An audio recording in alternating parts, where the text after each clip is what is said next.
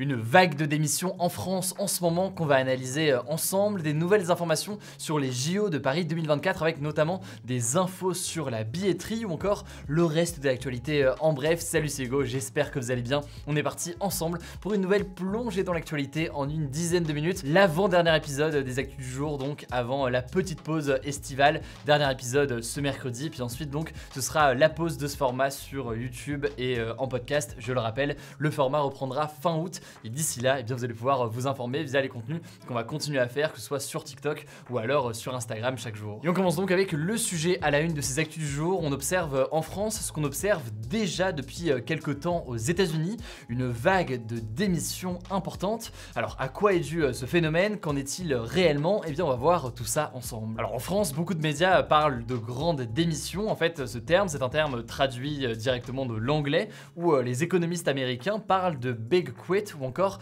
de Great Resignation aux États-Unis. Et en l'occurrence, je vous en avais parlé en octobre déjà dans les actus du jour. Ça traduit en fait un phénomène où jamais autant de personnes ont démissionné aux États-Unis. En fait, près d'un tiers de la population des États-Unis en âge de travailler a démissionné en 2021. Oui, un tiers de la population en âge de travailler. Ça représente donc 48 millions de personnes dans le pays. C'est absolument énorme. Et cette dynamique persiste en 2022 puisque ça fait 12 mois consécutifs que plus de 4 millions de démissions sont enregistrées chaque mois dans le pays. Et c'est un record tout simplement depuis plus de 20 ans. Et si je vous en parle aujourd'hui, c'est parce que cette tendance du hausse du nombre de démissions commence à arriver aussi en France. Alors on n'est pas sur les mêmes ordres de grandeur, mais tout de même, près de 470 000 personnes ont quitté leur CDI en France entre janvier et mars 2022, selon les chiffres du ministère du Travail. C'est tout simplement du jamais vu et c'est supérieur de 20% à la même période en 2019. Or, eh bien, cette tendance pourrait continuer à s'accentuer car beaucoup de Français songeraient en ce moment à démissionner et c'est particulièrement le cas des jeunes. En effet, selon une étude de la Confédération des petites et moyennes entreprises, eh bien, c'est 42% des moins de 35 ans qui réfléchissent à démissionner dans les 12 prochains mois. Mais alors, comment expliquer une telle hausse de démission et surtout, que recherchent ces gens qui quittent leur travail? Alors, la première raison, c'est des réflexions générales dans leur rapport au travail. Aujourd'hui, il y a de plus en plus de personnes qui questionnent davantage leur travail, qui questionnent leur rapport à leur travail, le sens qu'il peut avoir dans leur vie. Et beaucoup du coup n'hésitent pas à démissionner pour se tourner vers d'autres métiers qui les tentent davantage, quitte parfois à être moins payés, ou alors de façon à faire passer leur vie personnelle au premier plan, que ce soit pour prendre une année de pause ou alors pour partir à la retraite plus tôt. Et là en l'occurrence sur ce rapport au travail qui a évolué, eh bien la crise du coronavirus est forcément passée par là. Ça a été un moment d'arrêt de l'activité économique dans pas mal de secteurs, ce qui a permis à pas mal de personnes de se poser sur ces questions-là et éventuellement du coup de prendre des décisions parfois assez radicales juste après. Bon, mais la deuxième raison qui peut expliquer une vague de démissions plus importante en ce moment, eh bien c'est une raison plus structurelle, disons, en fait, qui est liée à l'activité économique en ce moment, notamment en France. En fait, les gens ont tendance à démissionner plus facilement quand le marché du travail est dynamique et c'est le cas en l'occurrence en France et aux États-Unis en ce moment, malgré toutes les crises qu'on connaît avec notamment la guerre en Ukraine et les questions sur des domaines clés comme par exemple l'énergie. Tout de même, en France, 700 000 nouveaux emplois ont été créés dans le pays depuis le début de la pandémie de Covid. Et le taux de chômage a tendance aussi dernièrement à reculer.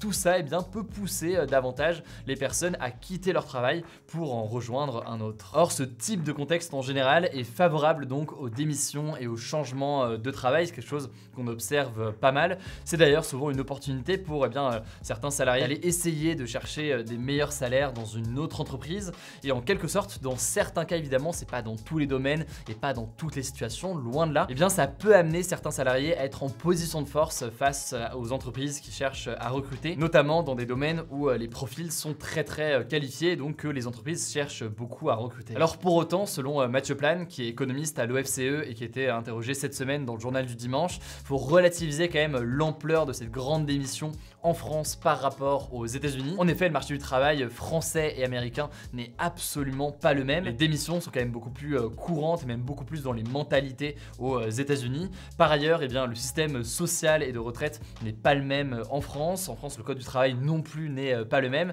Bref, tout ça peut expliquer une ampleur plus faible du phénomène en France. Bref, pour résumer, il est encore exagéré de parler de grandes démissions en France, mais tout de même, c'est une tendance qu'on observe un petit peu dans le pays en ce moment, notamment après après la période du coronavirus. Ça me semblait donc intéressant de se pencher sur ce sujet économique aujourd'hui. Je vous mets des petits liens comme d'habitude en description si vous voulez prolonger le sujet. Allez, on poursuit avec les actualités en bref et on commence avec cette première information. On va parler des Jeux Olympiques de 2024 qui vont donc se dérouler à Paris, qui débuteront dans 2 ans tout pile. Ça débutera le 26 juillet 2024 et à cette occasion, eh bien, le slogan officiel de l'événement a été dévoilé. Alors attention, roulement de tambour, le slogan, eh bien, pour ces JO, ce sera « Ouvrez grand les jeux ». N'hésitez pas à mettre une petite note sur 10 dans les commentaires sur YouTube pour ce slogan. En tout cas, à cette occasion et à 2 ans du coup des JO, eh bien, une réunion présidée par Emmanuel Macron a eu lieu ce lundi et on a eu quelques informations sur la billetterie. Les billets iront de 24 € à 950 € et parmi ces billets, eh bien, 400 000 billets seront achetés par l'État et distribués aux jeunes, particulièrement les moins de 16 ans, sachant que des billets seront aussi distribués à certains fonctionnaires, donc des personnes qui travaillent pour l'État. Pour votre information aussi, les ventes commenceront par une forme de tirage au sort à partir de fin 2022. Je vous en reparlerai du coup dans quelques mois dans les actus du jour. En tout cas, concernant ces JO de Paris, eh bien, je voulais vous partager un chiffre qui est assez intéressant, qui est sorti aujourd'hui, au lendemain donc de cette réunion. Seuls 26% des Français se disent intéressés par les JO de Paris. 47% des Français même se disent indifférents vis-à-vis de l'événement. Voilà donc pour ces chiffres qui vont tout de même, vous l'imaginez, évoluer forcément à l'approche des Jeux et d'ici 2024. On continue avec une deuxième actualité en France. Le ministre de la Santé, François Braun, a annoncé l'ouverture d'un centre de vaccination à Paris contre la variole du singe. Alors, près de 200 vaccinations vont être réalisées chaque jour dans ce nouveau vaccinodrome comme on l'appelle. L'objectif, c'est notamment de permettre la vaccination des personnes homosexuelles qui ont plusieurs partenaires, puisque c'est une catégorie parmi d'autres de la population qui est davantage touchée par la maladie en ce moment. Je le rappelle, cette maladie se transmet notamment lors de rapports sexuels. Or, cette catégorie précise de la population a tendance à avoir en moyenne davantage de relations sexuelles avec plusieurs partenaires. Cela dit, évidemment, c'est une maladie qui peut toucher absolument tout le monde. À noter qu'à ce jour, plus de 1700 cas ont été détectés en France, dont plus de la moitié en région parisienne selon les autorités de santé.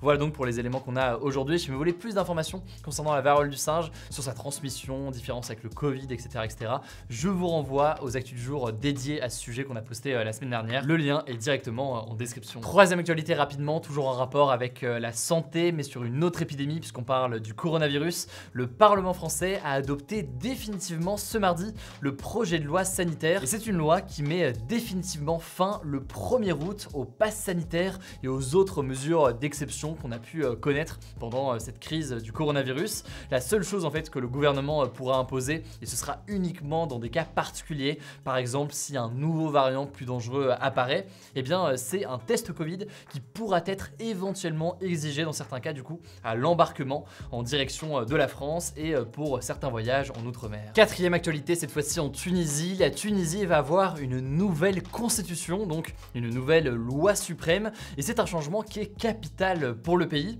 En gros, à l'initiative du président tunisien Kais Saied, il y a eu un vote par référendum de la population pour changer la constitution. Or, c'est le oui qui l'a emporté, donc cette nouvelle constitution va renforcer massivement les pouvoirs du président, et c'est un revirement d'ailleurs qui est complet par rapport à la constitution qui avait été mise en place en 2014, une constitution il y a quelques années qui avait été mise en place suite au printemps arabe et qui avait pour objectif de limiter volontairement le rôle du président. Il faut savoir que les partis d'opposition avaient appelé à boycotter ce vote. Ils craignent en fait que cette constitution signe le retour d'un régime autoritaire dans le pays, et ce alors que Kais Saied, le président donc qui a été élu en 2019, s'est emparé de quasiment tous les pouvoirs il y a un an dans une prise de pouvoir considérée comme un coup d'état par certains.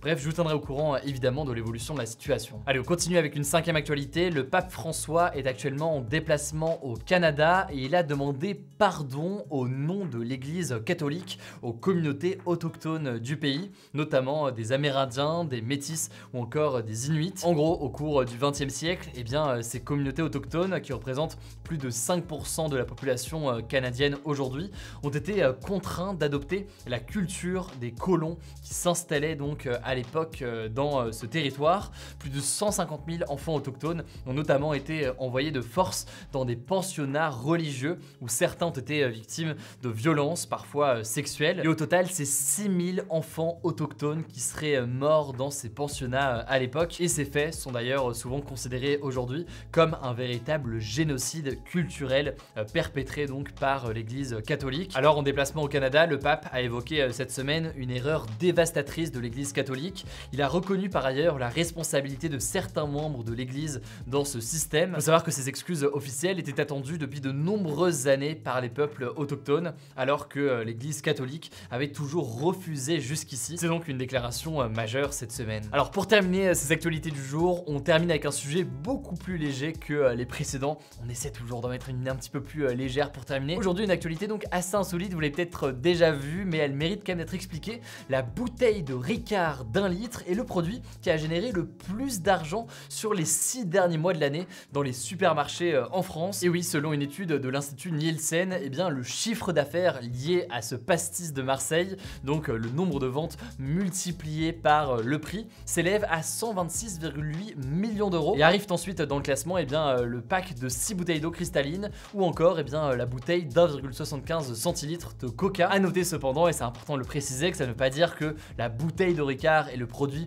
le plus vendu en France aujourd'hui. Loin de là d'ailleurs, ce qui s'est le plus vendu, c'est le pack de cristalline. Mais simplement, eh bien, une bouteille de Ricard coûte près de 20 euros, donc c'est beaucoup plus cher que l'eau. Et donc forcément, en termes de chiffre d'affaires, eh bien, le Ricard arrive en tête. Sachant que pour votre information, si on exclut les boissons de ce classement, eh bien, les produits les plus lucratifs pour les supermarchés, ce sont le Nutella suivi d'un fromage, en l'occurrence le fromage Caprice des Dieux. Écoutez, voilà donc pour la fin de ces actualités du jour, avec une dernière actualité un petit peu plus légère. En description évidemment, je vous mets des liens comme d'habitude pour en savoir plus avant le dernier épisode des actus du jour. Je vous le disais donc, n'oubliez pas pour suivre l'actualité lors du mois d'août, rendez-vous directement notamment sur Instagram. Le nom du compte c'est Hugo Décrypte. Écoutez, je crois que j'ai tout dit, prenez soin de vous, prenez soin de vos proches et on se dit à demain du coup pour des nouvelles actus.